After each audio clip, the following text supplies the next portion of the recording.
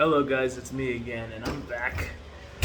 Alright, so it's the 4th of July, alright, it's the 4th of July, happy Independence Day everyone, and to celebrate this day, I'm gonna watch Oversimplified, the American Civil War, alright, part 1. And I'm gonna do it somewhat the same way as I did with the Napoleonic Wars and everything, and that it's gonna be 1.5 speed, at 1.5 speed, not times 2 speed, because that's a little fast and all that, but it should save me some time and all that. But without further ado, let's go ahead and get this over with. Right. This video was made possible by NordVPN. Click the link down below to get 70% off an annual subscription, plus an additional month free. Also, stun your friends, turn heads, get compliments. Buy yourself some Oversimplified merch today, along with a very honest new character pin. Link in the description down below. Okay, Mrs. Lincoln, this is it. Link in the description down below. So that's how he started. 4 days ago, my father brought forth upon my mother himself and gave to her a child, conceived in a shack in Kentucky, and dedicated to the proposition that I will drink num-nums from a bottle and do little poo-poos in my pantses for the next 2 to 3 years. Now what does it babies do again? Oh yeah. I am not touching her. Abraham Lincoln grew up in a relatively poor family in Kentucky, eventually moving to Indiana, and finally, Illinois. He read a lot of books, worked a lot of jobs, wrote some questionable poetry, and finally, entered the law profession. Despite being self-taught, he turned out to be a pretty clever and astute lawyer. In one case, a guy claimed he witnessed a murder at night, and Lincoln was like, how could you have seen anything in the dark? There was a bright full moon. A what? A bright full moon. Can you say that again, please? There was a bright full moon. A dim half moon? No, a bright full moon. That's funny, because according to this almanac, there was a dim half moon that night, which makes you a liar. Well, I got a bright full moon for y'all right here. Now that's what I call a rebuttal. Lincoln and his cheekbones weren't only interested in law, however. He also dabbled in the world of politics, serving as a legislator in both local and national assemblies. And what a time it was. Not even 100 years after the Founding Fathers made all men are created equal, politicians were already asking, yeah, but what does that mean exactly? It means all men. Yeah, but what does that mean exactly? And not just that. States' rights versus the federal government. What are the executive powers of the president? Is cereal a soup? The Founding Fathers left some of these questions perhaps a little too open to interpretation. And the biggest question of them all was slavery, an ugly mark on what should have been a revolutionary new nation based on liberty and democracy. Thomas Jefferson had written a condemnation of slavery in the Declaration of Independence, but out of fear of losing Southern states' support, it was removed. Hey guys, do you think leaving this a little vague will create any unforeseen problems in the future? Cannonball! And those unforeseen problems were now beginning to rear their ugly heads. As the nation developed, the North and the South developed along 2 very different lines, and 2 very different cultural identities emerged.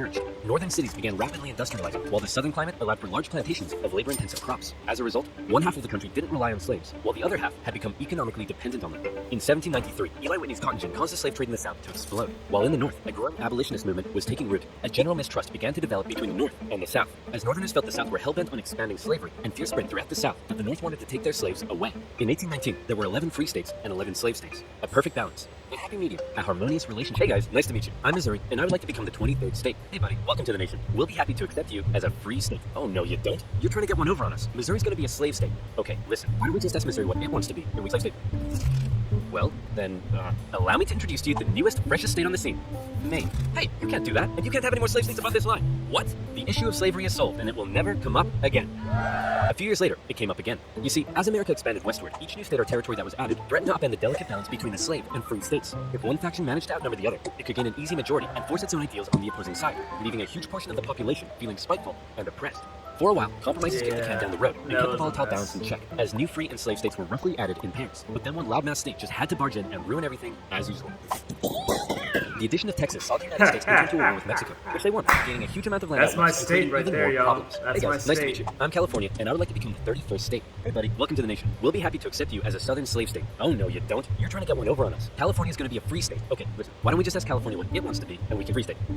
Well, then, allow me to introduce to you the territories of New Mexico and Utah, able to freely vote for slavery themselves. Hey, you can't do that! And we can enter Northern Territory anytime we want to recapture escaped slaves. What? The issue of slavery is solved, and it will never come up again. Which mostly Later, ended up it came up again. kidnapping, In 1854, a Democratic senator from Illinois black wanted to build a really people cool were choo-choo already train free to and begin proposed with. that the They were territories never of Kansas and slaves, Nebraska but be created the open to Confederates slavery, went up even into though they the were north clearly and then they above the kidnapped Missouri them, Compromise so. line. Obviously, the northern states were like, hell no. The southern Democrats who controlled Congress at the time were like, well, if you love They liberty say that and they were democracy escaped so much, slaves, then but you should let most them of vote them whether were slavery never should be slaves. legal It or was not. just a And so it kidnapping was. scheme. Huge numbers That's of pro and anti-slavery settlers rushed to Kansas to sway the vote in their favor. And while they were all there, they began to beat the crap out of each other. One of those settlers was a man named John Brown, a former businessman who failed at just about everything he tried. John Brown, this insane. guy. He was a radical abolitionist and dedicated much of his life to the Underground Railroad and freeing This slaves. guy. One night, in revenge for an earlier raid by pro-slavery forces, he and his sons killed a number of pro-slavery settlers in the territory, helping to kickstart years of violence known as Bleeding Kansas. Kansas and Nebraska both eventually voted in favor of outlawing slavery, but from here, the tension began to grow at a rapid pace. I like the guy in 1852, John Brown, but author Harry he- Beecher Stowe penned Uncle he Tom's may have been Cabin, a crazy. best-selling novel that exposed the terrible cruelty of slavery to the world. Oh, how awful. How morally corrupt a nation must be to allow such things to happen. Your Majesty, what should we do about all the starving children working in the coal mines? Nothing! In 1854, the Republican Party was formed. Exactly. Abraham Lincoln emerged as a leading Exactly. figure. Southern Democrats viewed the new Republican Party with mistrust, believing it to be radical and abolitionist. In 1856, a politician named Charles Sumner gave a speech See, in Congress, calling out yeah, slavery Democrats with the violent British language. were If slavery pretty was a much woman, she'd be anti-slavery an at this ugly point, one. And too. the senator In from fact, they South Carolina abolished was like, slavery point, before we Representative did. Brooks, do you have a rebuttal? I have a rebuttal. But there right? was some Yeah. parts of Here's the a rebuttal empire for you. which it was still tolerated. Oh, come on. Or maybe Isn't not, allowed. maybe I'm I wrong don't know. about I'll have to that, consult but the rules. racism was still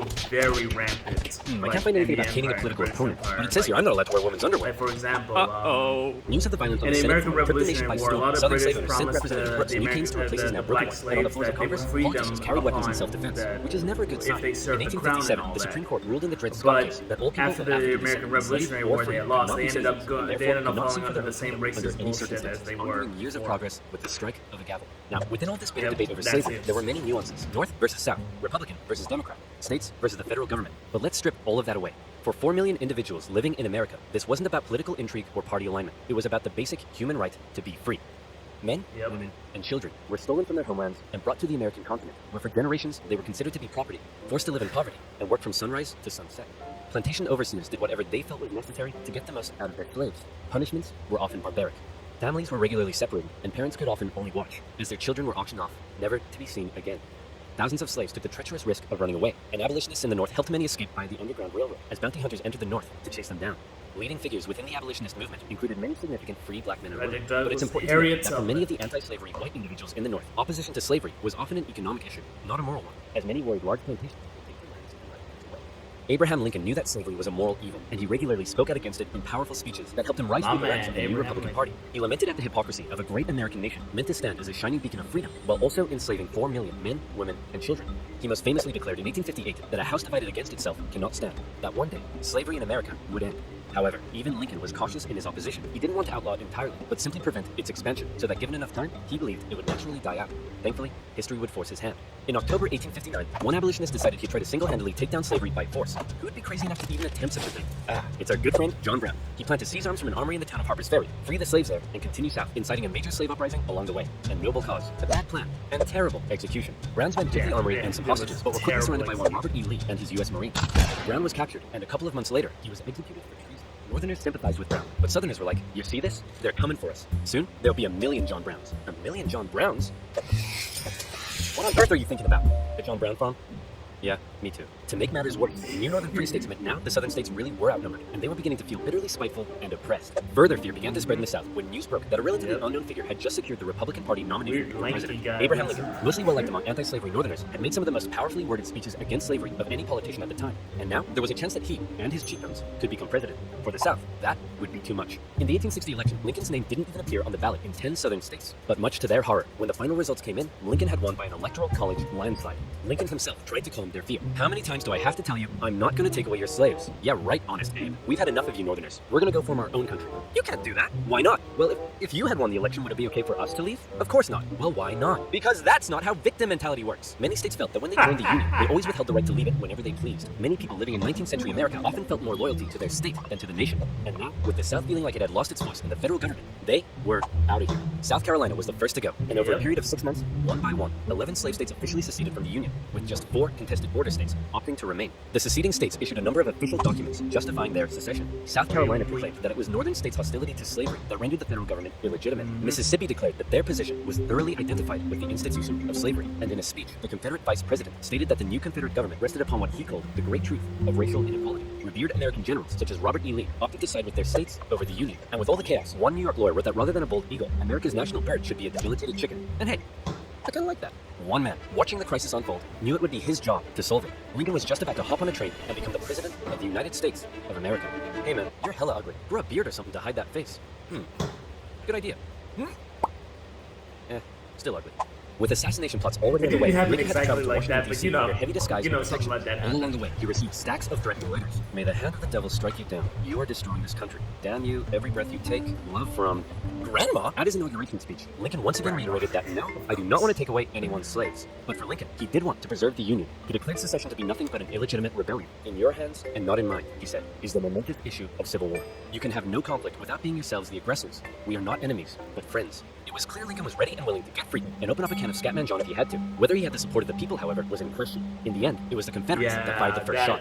As they seceded, the Confederate states began seizing federal U.S. property throughout the South. Off the coast of Charleston, South Carolina, was War of one Northern Aggression, when the Confederates were the ones that were, seizing all the federal lands and all that shit. They were seizing all the federal forts and everything. Oh, and then there's this right here. The Confederates did this.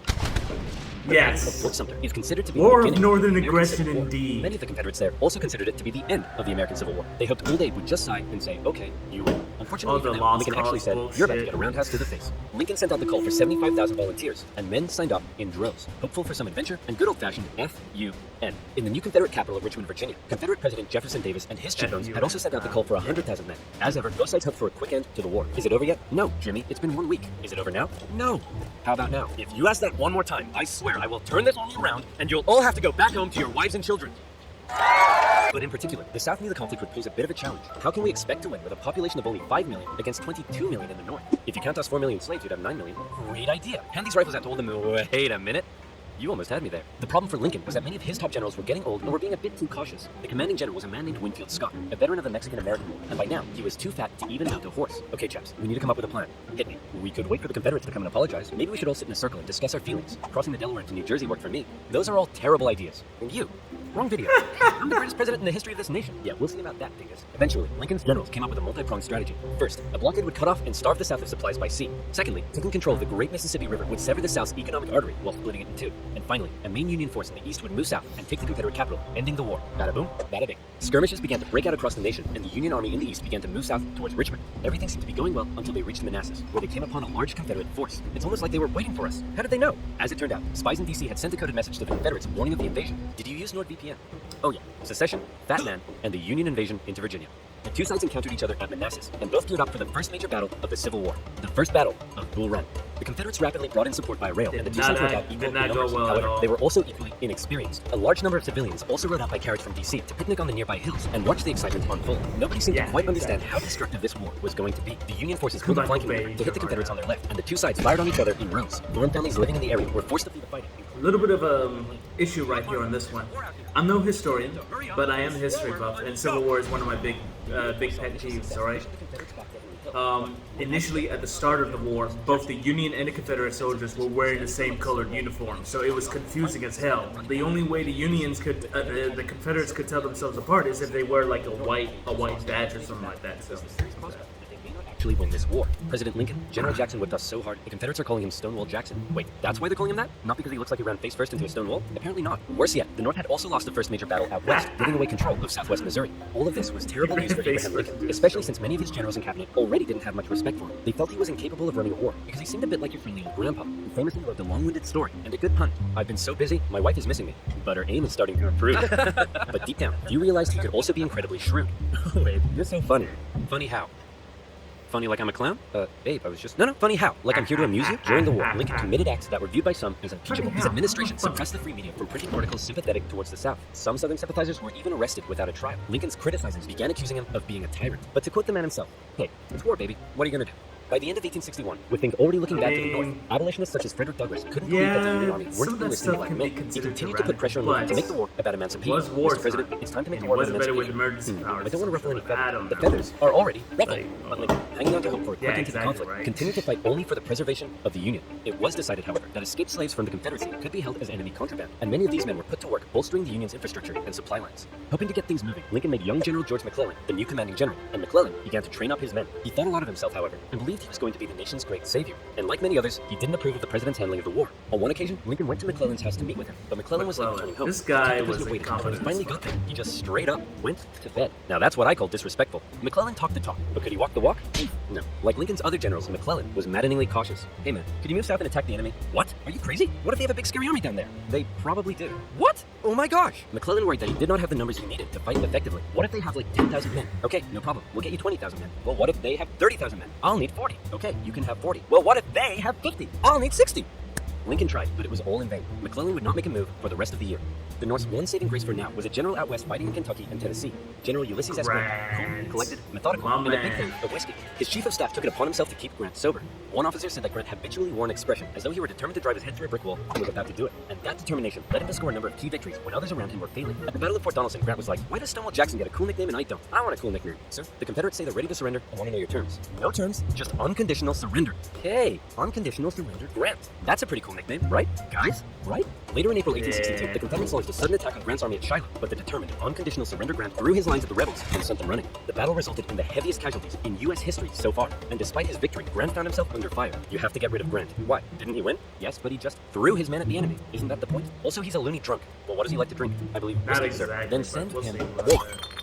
Lincoln watched as his cabinet did nothing but bicker, and his generals did nothing. But then, worst of all, personal tragedy struck. Lincoln's young son, William, very much loved by the president, died of typhoid fever at the age of 11. Lincoln was a sensitive man and was heavily affected by the loss. His wife was inconsolable. But one of Lincoln's greatest traits, what made him such a great leader, was in the darkest of times, with composure and determination, he kept moving forward. He knew I think she ended up being sent to the madhouse anyhow. And by doing so, he hoped to hold the nation together. And he had it with Because McClellan's not only did she lose her son, but but later she March lost 1862, him. Lincoln firmly ordered McClellan to once again move south towards Richmond. she ended up McClellan having to insisted go instead to, they move by sea to the asylum Virginia and Peninsula that. and I attack don't Richmond know. from the southeast. I Yes, had to do said my Lincoln. research on Okay, that one. I had anything. to Lincoln held on to some of McClellan's men to defend D.C. from a nearby Stonewall Jackson wreaking havoc in the Shenandoah Valley, and he sent McClellan south. McClellan landed on the peninsula, and he began to move inland. He came up against a small Confederate army that had dug in at Yorktown. McClellan vastly outnumbered the force, but it's said that Confederate General Magruder deceived McClellan by cleverly maneuvering his smaller force and making McClellan believe he faced a huge army. No, you have way more men than them. Move forward. No. McClellan settled in for a month-long siege, giving time for Johnston to move south from the Manassas, and Magruder to retreat. When he finally entered the city and found it deserted, he declared it a victory, calling his success brilliant. Then, after meeting some resistance at Williamsburg, McClellan moved to within just 20 miles of Richmond. His army was able to hear the church bells ringing in the enemy capital. You still outnumber them. Go give them hell. No. McClellan once again held back, moving slowly and defensively, and with his army split in two, the Confederates saw an opportunity to strike back. McClellan's advance was halted, and now the Confederates pulled an ace out of their sleeve. General Lee, you're up. Do you think we should evacuate Richmond? No, Mr. President, no need. General Robert E. Lee, one of the most brilliant military commanders of the time, was now in charge. One of his biggest strengths was his ability to read the mind of his enemy, and he knew McClellan was cautious and weak. After moving Stonewall Jackson south to join him, and even though he had a smaller army, Lee hit McClellan in a series of fast-paced, close-combat battles that had McClellan spooked. McClellan retreated the Union Army back again and again and again, escaping the peninsula and returning to D.C. Lee had defeated McClellan, and the campaign had failed. Well, that was a major success. A success? Tell me exactly what was successful about that. Well, we successfully retreated. You lost. I didn't lose. I merely failed to win. Things just kept looking worse for the North. At least the Navy had seen some success, capturing a number of key port cities, notably when they steamrolled past Confederate forts to take New Orleans. And speaking of the Navy, both sides had begun using ironclads. So that's pretty cool. But in the East, they still weren't having any luck. After McClellan's disastrous campaign, Lincoln briefly sent out one General John Pope to attack Northern Virginia. Hey man, just checking in. How's it going? Well, the Confederates kicked my butt at Cedar Mountain. Then they raided my camp and ran off with my money and clothes. Okay. I appear to have been wedged. Lee defeated Pope at yet another battle at Bull Run, in which nearby farm families once again got caught up in the fighting. Hurry up, Martha! There's another war out here! I'm waiting for my hair to dry! Wilmer McLean, sick of war, moved his family south, where he knew the war would definitely, absolutely, never touch him again. But Lincoln had yet another problem to contend with. European powers, in particular the UK, were looking increasingly like they may intervene diplomatically on the side of the Confederates. They were missing their precious supply of southern cotton because of the Union blockade, and they wanted to see a swift conclusion to the war. The tension between America and Great Britain had been increasing, especially after Confederate diplomats were discovered on a British ship. Now, after McClellan's failure to take Richmond, the UK declared it impossible for the North to win. Lincoln needed something to prevent Europe from getting involved, and after more petitioning from abolitionists, he decided maybe the time was finally right to make the war about ending the institution. And this is how the whole North had a noble cause to fight the for. whole Europe war, would be the less likely Civil to War was intervene, fought but over Lincoln and his tariffs cabinet and knew before they could taxes declare something as radical as came into emancipation, being. they needed a victory, especially now that the Confederates were about to go on the attack. Aware that he had a limited number of men and supplies, Lee now hoped that if he could just threaten Washington, D.C. militarily, he would gain Europe's recognition and crush Northern morale in time for the midterm elections, forcing the North to negotiate. With confidence at an all-time high. For the first time, Robert E. Lee invaded the North. But on September 13th, the North finally had some luck. Oh boy, it's my lucky day. A cigar in a field. What's this wrapped around it? Oh my gosh! That's right, the North had discovered General Lee's battle plans wrapped around some cigars. That was so They saw that funny. Lee had split up his forces. McClellan headed out from D.C., and the two sides met in the Battle of Antietam, a crucial battle that would decide the course of the war. It saw the most vicious fighting to date, and still remains the single bloodiest day in American history. But for once, the North came out victorious, and Lee was forced to retreat. He's on the run. Chase him down and finish him off. No. You know what, old buddy, old pal? You're fired. The North had won their crucial victory. Lincoln breathed a huge sigh of relief, and with that win, he was prepared to take a huge step. On September 22nd, the Emancipation Proclamation was issued. In January, all slaves held in the Confederate States would be, as far as the U.S. government was concerned, officially free. Throughout the North, free black men and women rejoiced, knowing that if the North were to win, their brothers and sisters would no longer be held in bondage. The proclamation also had the intended effect on Europe, who were not willing to oppose a pledge to end slavery. An outraged Confederacy they knew weren't that willing Lincoln to had go given the war against a new that. meaning. It was no longer just about the preservation of the Union. Now, it was about creating a new Union, washed clean of its original sin. A Union without slavery.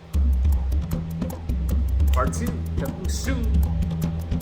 Okay, but yeah, a little bit adding a little bit of a comment to that.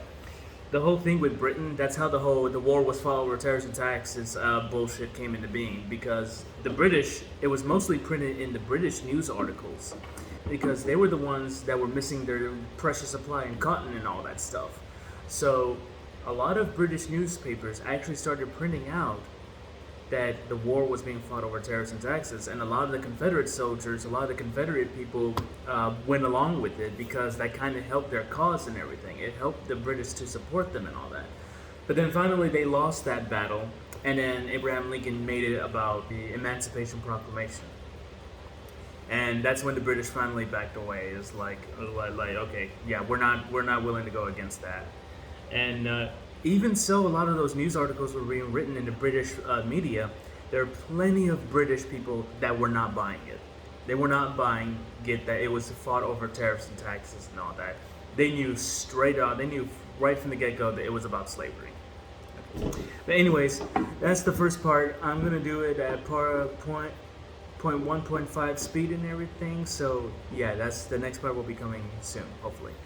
Alright then, I'll see you guys later.